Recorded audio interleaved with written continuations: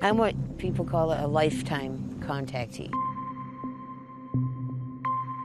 This has been happening since I can remember.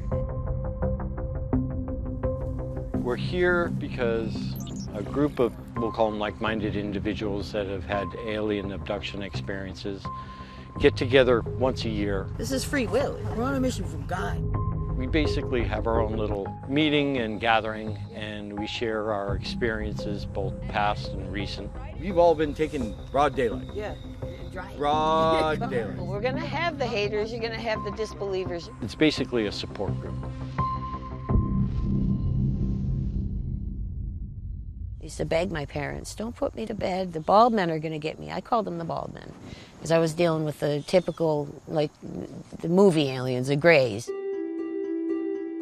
I have, I want to call it a gray, but she's not gray. It's a female. She calls herself Mucky. I met her in Rhode Island when I lived in Rhode Island.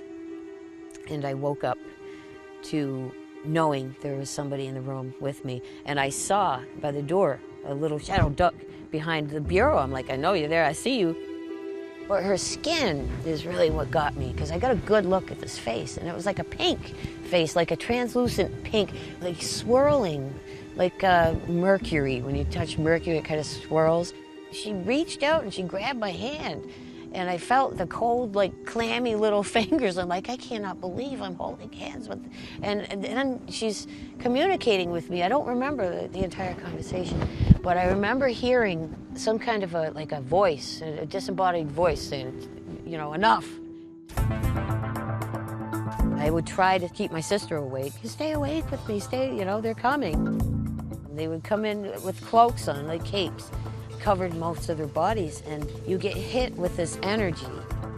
Your whole body starts vibrating, and you get paralyzed. You can't speak out of your mouth, but you can. They talk to you in your mind. They actually levitate you off the bed. They can throw you through solid walls. I've gone through walls, ceilings, windows.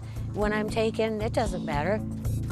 But I've seen them morph and change into human-looking beings, and then all of a sudden there's a giant lizard standing in front of you. It's just like, okay. These experiences, I mean, they're not only unbelievable to the experiencer themselves, but it's something that's traumatic. I've always had a twin sister to go through this together. When we were looking out, reaching for help, when stuff really started happening, my sister had an experience. The beings told her, you're going to start a support group and you're going to call it Starborn Support. Next thing you know, we're up and going. Sometimes people will just Google alien abduction and we come up as a Google. Oh. So that's like 80% of our referrals. It's usually something's happened that scared them. They don't usually reach out unless they're under stress, in crisis. 2006, Starborn Support starts, and people have a place to go for support. Thinking that you're completely insane and not being able to speak to somebody, that's why we do what we do. You don't come up to somebody, hey, I'm an abductee. I've had experiences on this particular property. One time I had a young lady that had just moved in with me. One night they came, took me, and in the process of them returning me back, they woke her up, at which point I was being levitated. I was like, yeah, I forgot to tell you I'm an abductee.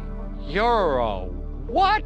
A couple of weeks later, she's like, I can't deal with this, I'm out of here. People like to say that people are doing it for attention. The attention you get isn't the type of attention you want when you're talking about this. It's not good attention, if you understand what I mean. A lot of times I will feel that sickness before I even know they're in the room. Like I'll hear this weird buzzing and this feeling of dread just comes over you. I'm like, oh man, here we go again, you know? Gotta deal with this jerk. PTSD is very rampant. And the way that you feel when you're around these negative beings, it's like, you feel like death. I think because the experience itself is traumatic, and people not understanding or accepting them, they had nobody really to turn to. That's kind of like why this thing all got started. They know that there are others out there that are going through this, and there's a place where they can go and be accepted.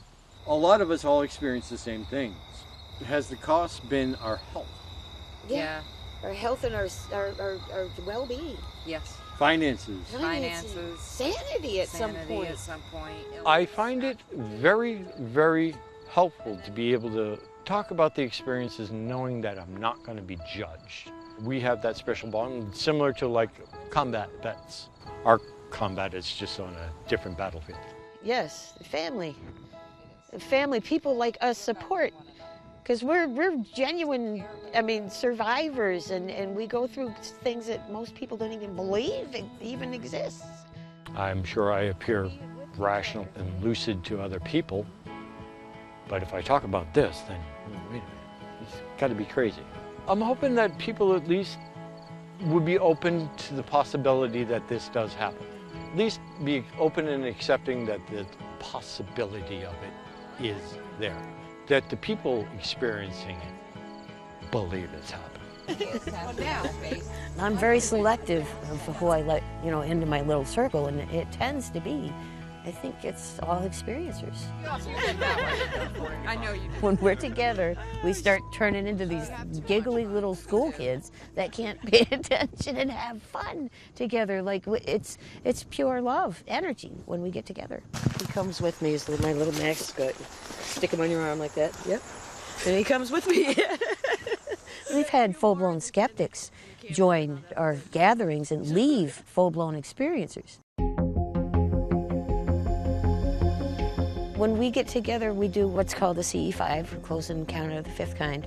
And we look at the sky and we ask our friends up there that are up there if they would, show themselves or do something and communicate with us. When we're ready, we can go down to the beach and just start doing the sky watch if you want. The sky is lit up. It's things you can't explain, like giant flashes or, just crafts that go and stop. And then they go down and then they go. And mystery lights is showing up everywhere. What's going on? It was when you checked. It's down one. It's not full anymore. Yeah. Okay. They tend to drain batteries from phones and cameras. Like I said, bring extra batteries when you come. I think the audio is breaking up a little bit. He's got a mic underneath his shirt, and Daniel here isn't quite sure. I don't know if he's experienced this before.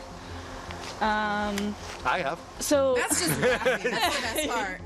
Oh, you're going to have nothing but technical glitches this whole thing. Like this particular watch. This is the only kind of watch I can wear. No other watch works. It stops.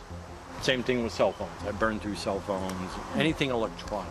They'll shut every phone down. If they don't want it filmed, they're going to stop it being filmed, and something extraordinary will happen that you can't explain. There's thousands of us, if not millions of us around, and we cannot all be, having this mass delusion. No. We know we're walking into 9 times out of 10. This is free will. I'm ready, but be careful what you wish for. I think people like me are chosen to be speakers for the truth. Sometimes I wish I would just forget about everything and wake up one day and have a normal life, but then I'm like, this is normal life for me. I don't know anything else. We can't be the only ones in this galaxy, this one little planet. I don't know the purpose or what is going to happen, but it's going to be something big.